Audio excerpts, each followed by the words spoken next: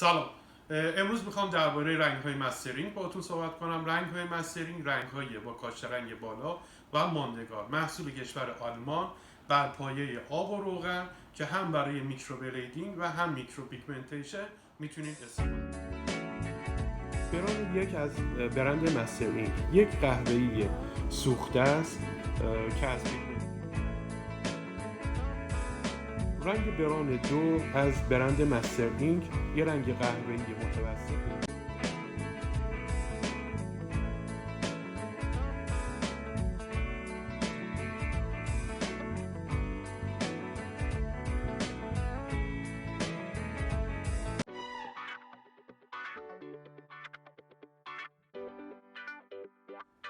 بران سه از برند مسترینگ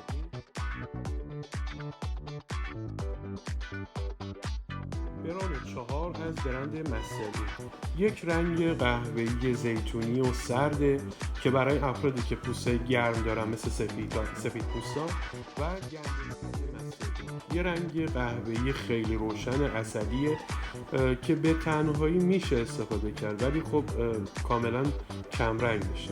این رنگ رو حالا مثلا با بران 6 هم میتونید ترکیب بکنید که یه قهوه‌ای خوب میشه. با بران 1 هم میشه ترکیب کرد که یک رنگ قهوه‌ای خوش رنگ به شما میده.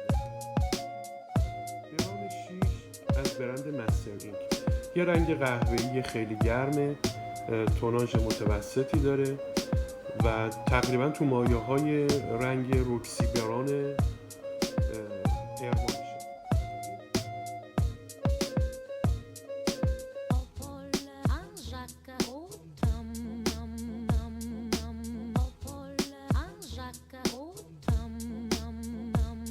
رنگ مشکی برند مسترینگ یه رنگ کاملا مشکیه، فوق‌العاده است، ریز مولکول پیگمنت های رنگ کاملا منسجمه، احتیاج نداره که حتی یه قطره رنگ قرمز هم بهش اضافه بکنید.